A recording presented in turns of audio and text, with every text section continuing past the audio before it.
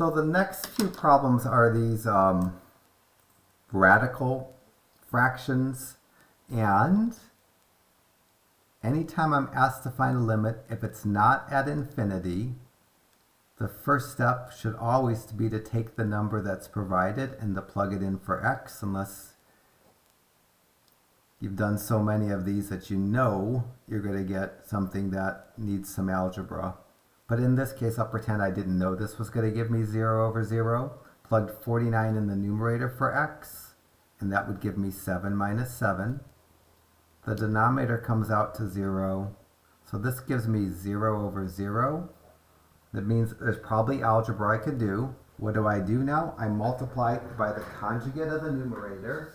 See if I could actually find that. So I'll have to rewrite it.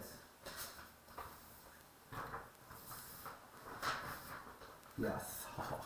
So I'm going to multiply by the conjugate of the numerator, FOIL and simplify the numerator. Don't FOIL nor simplify the denominator, cancel, and then plug in.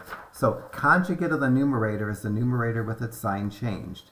So in problem 16, I'm going to multiply the numerator and the denominator by the numerator with its sign changed. That's what a conjugate is of a binomial. So I'm going to multiply the numerator by the square root of x plus 7, making the original numerator in a parentheses, and the x plus 700 also in a parentheses.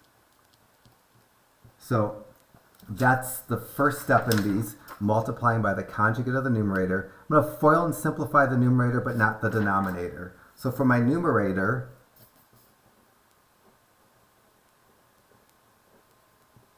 I'm going to FOIL. The firsts are going to be the square root of x times the square root of x, and that's just x. My outers are going to be the square root of x times 7. That's positive 7 square root of x. My inners are minus 7 times the square root of x. That's minus 7 square root of x. And my lasts are minus 7 times 7, which is minus 49. The 7 square root of x's cancel. This is going to give me the limit as x goes to 49. The numerator now is just going to be x minus 49, the pieces that don't cancel, over the denominator, which I don't multiply out. It's x minus 49 over the square root of x plus 7. So multiplied numerator and denominator by the conjugate, FOILed the numerator, simplified it, didn't FOIL nor simplify the denominator. Now I'm going to cancel. That's going to leave me with a 1 behind in the numerator. And in the denominator, just the square root of x plus 7. Now I'm ready to plug in. Now in this case, I'm going to plug in 49. It's a different number to plug in, but I'll plug in the number that I'm asked to plug in. I'm going to get the 1 over the square root of 49 plus 7, which is 1 over 7 plus 7. My answer to 16 is just 1 over 14. Don't need to write the problem next to the answer. It's kind of nice, but it's definitely not necessary. I'll do one more of these, even though there's a few more in the homework. And let me start with number 18. I'm going to assume I get 0 over 0 and skip that step just to save time. I'm going to jump it right into the algebra, pretending like I got 0 over 0. I'm going to multiply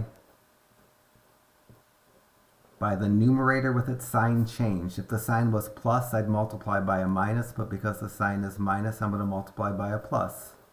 I'm going to multiply by the denominator, the same thing that I multiply the numerator by.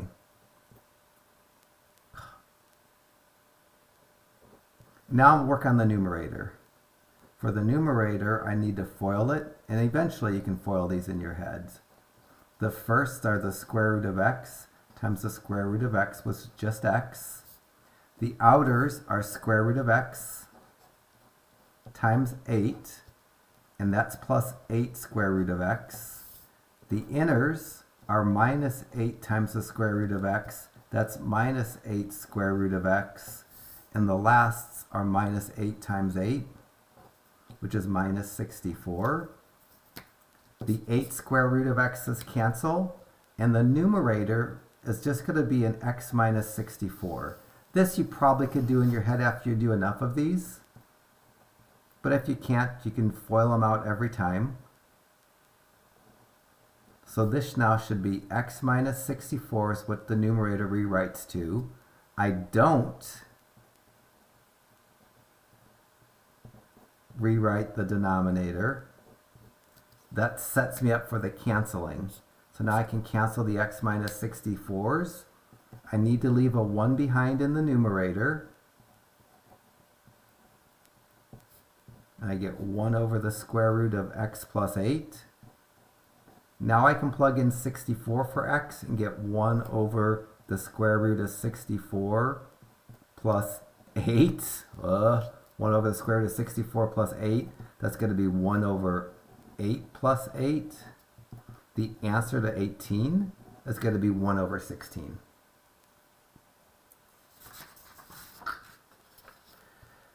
And then that would be your 19 and 17 if you want to give those a try. I'm not going to do 20 because it's kind of the same skill. I'll move on to a new skill set, finding limits at infinities of fractions. To find the limit at infinity of a fraction, I did something just like 21 in the example. I'm going to move on to 24, which is maybe a little more advanced, and it has the same skills, so it's just a little bit more going on. And so I'm going to do 24 instead of 22 just to keep the video a normal length. And to do these limits of fractions at infinity, plugging in infinity is essentially worthless. I look at the numerator and identify it's the highest power of x. The highest power of x I see in the numerator is an x squared. I look in the denominator and I look for the highest power of x. It's also an x squared. So the highest power of x that occurs anywhere is x squared. I'm going to multiply the entire numerator by that 1 over the highest power of x that occurs, 1 over x squared, and the entire denominator by 1 over x squared.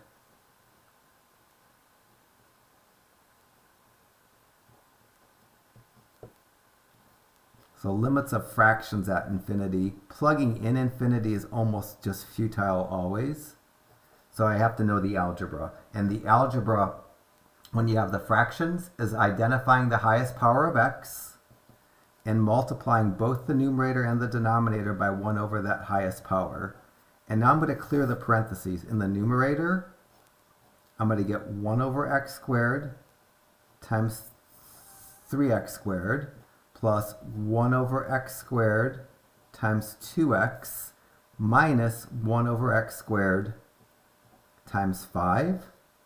In the denominator, I'm going to get 1 over x squared times 7x squared plus 1 over x squared times 4x minus 1 over x squared times 2.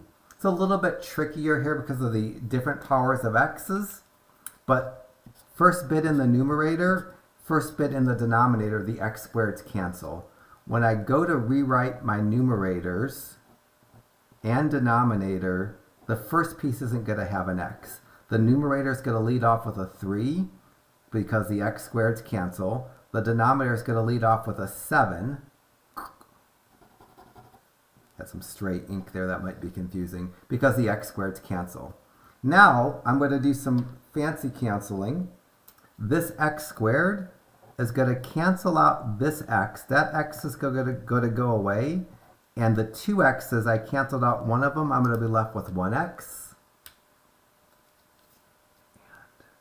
And now I'm going to be left with 1 times 2, which is 2, after the plus sign, over that x. The next term in the numerator, nothing's going to cancel because the 5 doesn't have an x, so I'm just going to multiply 1 times 5 and get 5 over x squared. Moving down to the denominator, I did the first term. Middle term, this x squared and this x is going to cancel. The x is going to cancel out from the 4x and leave me with 1x from the x squared. This is going to leave me with 1 times 4 over x. which is plus 4x. And then after the minus sign, nothing cancels. I just multiply the 1 and 2 and get 2 over x squared. Now I can plug in infinity because all the x's are buried in denominators. I'm going to get 3 plus 2 over infinity minus 5 over infinity squared over 7 plus 4 over infinity minus 2 over infinity squared. And any fraction with an integer in the numerator and any infinity in the denominator are going to reduce to 0. So this is going to be 3 as I autofocus plus 0. The 2 over infinity we say is equivalent to 0 minus 0. The 5 over infinity squared we say is equivalent to 0 over 7 plus 0 minus 0. And this whole thing is going to reduce to 3 over 7. And that'll be my answer to question 24. 25 and 26 are a little bit different, but it's okay. So I'll work on 26. Plugging in infinities is essentially worthless, so I'm going to skip the plugging in infinities. I look at the numerator in 26. The highest exponent for the x is the 1 from the 3x to the first.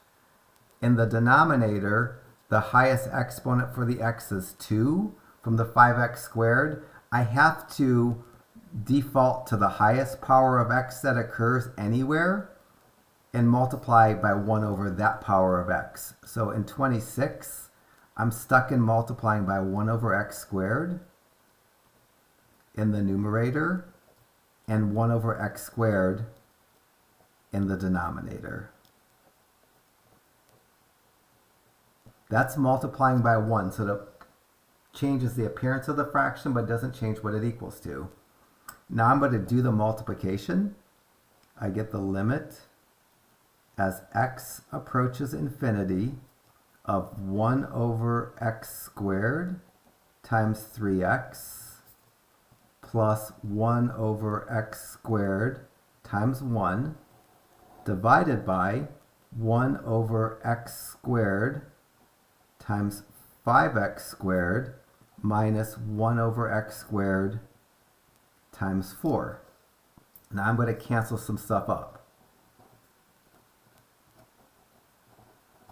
In the numerator, this x is going to cancel, and it's only going to cancel out one of those x's because there were 2 and it's going to leave me with an x in the denominator. I'm going to get 1 times 3 over x, or 3x to lead off my numerator. After the plus sign, the 1 doesn't have an x, so nothing's going to cancel. I'm just going to multiply those 1s and get 1 over x squared. Leading off the denominator, the x squareds cancel completely, and I'm just left with 1 times 5, which is 5. And then after the minus sign, nothing cancels because the 4 doesn't have an x. I just multiply the 1 and 4 and get 4 over x squared. Now that all the x's are buried in the denominator of fractions, I can plug my infinity in and get 3 over infinity plus 1 over infinity squared to finish out my numerator.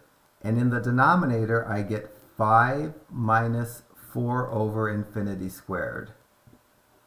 Any fraction that has an infinity in the denominator and some integer in the numerator, we're going to say is equivalent to 0. So that 3 over infinity we're going to call 0. The 1 over infinity squared we're going to call 0. In the denominator, I'm going to leave the 5 of 5, but the 4 over infinity squared I'm going to write as a 0. So this whole thing reduces to 0 over 5. And fractions with 0 in the numerator are equal to 0. So my answer to 26, that limit's going to be 0.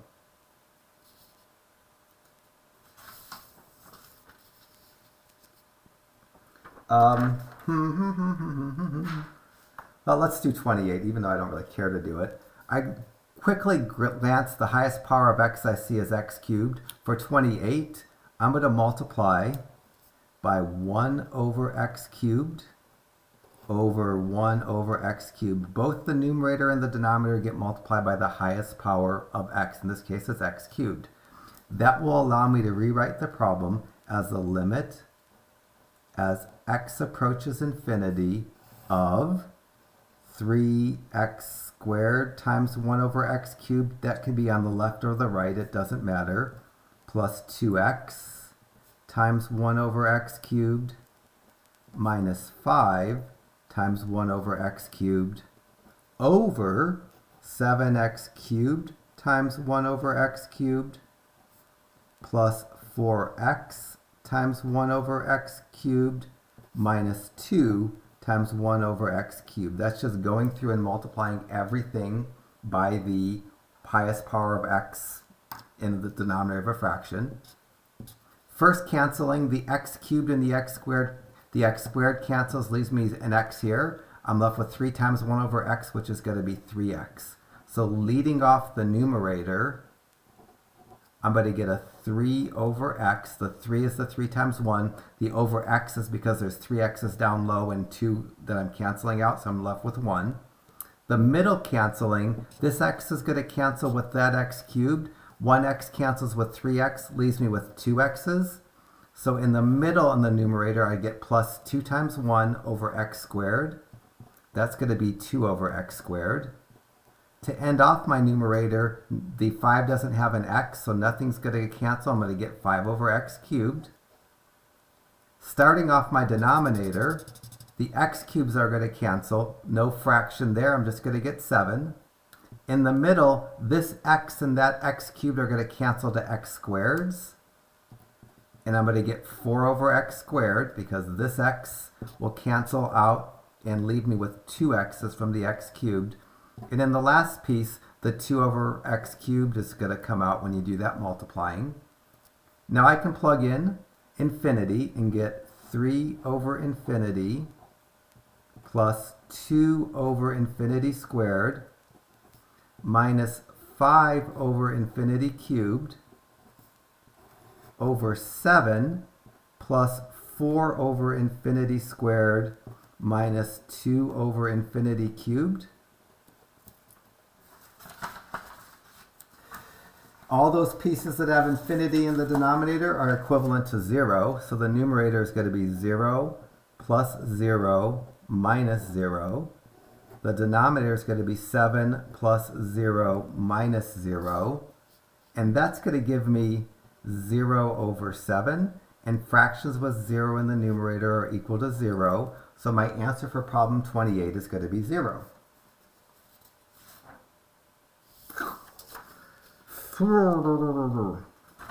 In problem 30, when I glance at it, the highest exponent I see on any x is x squared. So I'm going to multiply everything by 1 over x squared. For number 30, I'm going to do the limit as x approaches infinity of 1 over x squared times the numerator, 3x squared plus 1 over 1 over x squared times 5x minus 4. Hopefully you get to the point where you don't need to show as much algebra. I'm starting to show a little bit less algebra, and that's expected. The more of these you do, the less work you need to show to figure out, the algebra, the simplifications, and that's a good thing.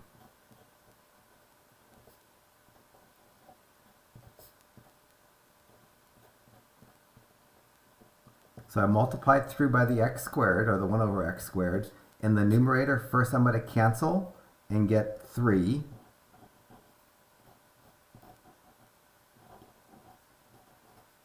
The next piece, nothing cancels, so I get 1 over x squared. In the denominator, I'm going to get 5 over x, because that x is going to cancel with one of those x's and leave me with 5 over x. And then nothing cancels there, I get minus 4 over x squared. Ready to plug in, I get 3 plus 1 over infinity squared, and then in the denominator, 5 over infinity minus 4 over infinity squared. This is going to give me 3 plus 0 over 0 minus 0. This is 3 over 0. This is undefined, which means the limit is either positive or negative infinity. The limit is positive infinity if the fraction has a positive, negative infinity if the fraction has a negative. Because I get something that's undefined, 0 in the denominator is undefined, to know whether the limit is positive infinity or negative infinity, I just take the sign of the numerator. If this was like negative 3 over 0, the limit would be negative infinity. But because it's positive 3 over 0, the limit to this problem is positive infinity. When this algebra of these fractions gives a 0 in the denominator, the limit is one of the infinities, either positive infinity or negative infinity, and that completely depends on the sign of the number that's left. And I think I only do positive infinities for these, and I'm not sure I put these on the test. I don't think they come on the test. One last one. Let's do 31 rather than doing my 32. So for 31, I need to multiply by 1 over x cubed divided by 1 over x cubed, because that's the highest power of x that I see in either the numerator or the denominator. And when I do that, I get the limit as x approaches infinity of 4x cubed times 1 over x cubed minus 3x times 1 over x cubed plus 6 times 1 over x cubed divided by 5x squared times 1 over x cubed plus 2x times 1 over x cubed minus 4 times 1 over x cubed. Cancels there, and I'm left with just a 4 to lead off my numerator. So I get the limit as x approaches infinity. My numerator starts with a 4, and then it's going to have the fraction 3 over x squared. That x will cancel with one of those x's and leave me with an x squared, and that will give me 3 over x squared. The numerator is going to end with 6 over x cubed because the 6 didn't have an x to start. The denominator, it's going to lead off with 5 over x because these two x's will cancel with those three x's and leave me with 1x. I still have the 5, and I'll get 5 over x.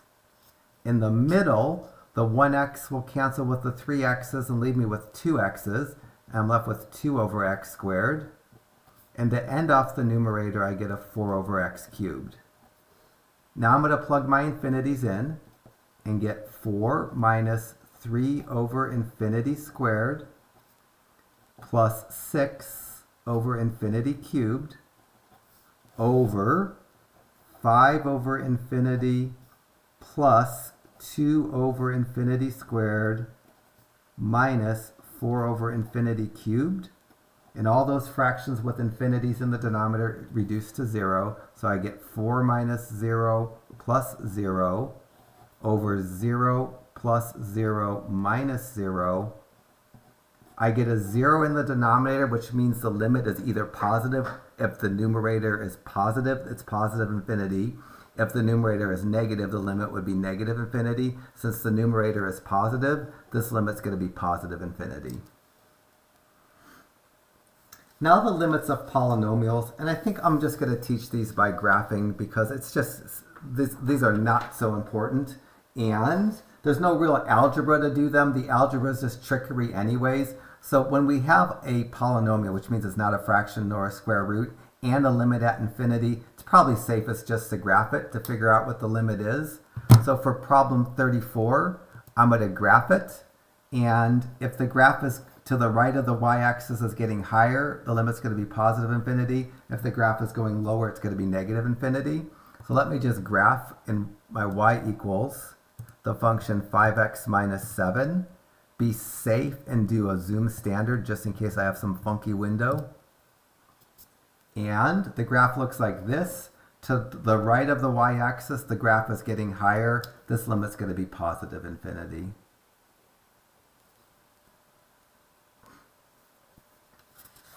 For 36, I'll do the same thing. It's a limit of a polynomial at infinity. There's really no algebra I could do that's better than graphing, because the algebra that I would do is not really, it's just kind of theory that's not so useful.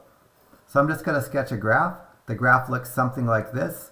To the right of the y-axis, that's where positive infinity in the x direction is, the graph is going down. So this limit's going to be negative infinity. It's really this lead coefficient that's going to tell me. If the lead coefficient is positive, it goes to positive infinity. If the lead coefficient is negative, it goes to negative infinity. I predict in problem 38, the leading term is 2x squared. It has a positive coefficient. This limit's going to be positive infinity. And I can really quickly confirm that by just graphing the function 2x squared minus 3x minus 7. And I'm only worried about the half of the graph to the right of the y-axis. The half of the graph to the right of the y-axis is getting higher, which makes the limit positive as opposed to negative infinity. And lastly, if I take the lead term and make it negative, then the polynomial is going to have a limit of negative infinity at infinity. And I'll show you that this just flips over. So y equals negative 2x squared minus 3x minus 7. I'm just worried about what direction the graph is going to the right of the y-axis. And this problem, you can barely see it. Let me make my y's go a little bit lower so you can see them better. This problem looks something like that. And to the right of the y-axis, the graph is going down. That's the negative y direction, so the limit's going to be negative infinity. Really, when I have a polynomial, if I look at the term with the highest exponent, the sign in front of it's going to be the sign for the limit. So if the sign in front of the term with the highest exponent is negative, the limit as x goes to infinity is going to be negative infinity. If the coefficient of the term with the highest exponent is positive, the limit as x goes to positive infinity will be positive infinity. Those are not as important as the grunge or the fractions by hand. So let's stop and call that done with 2 sections. We have 5 sections of material coming up in chapter 1. 1-3 I think is an easy section, so hopefully you feel the same way when we get through 1-3. But let me stop right now and do 1-3 when you're ready, probably next week.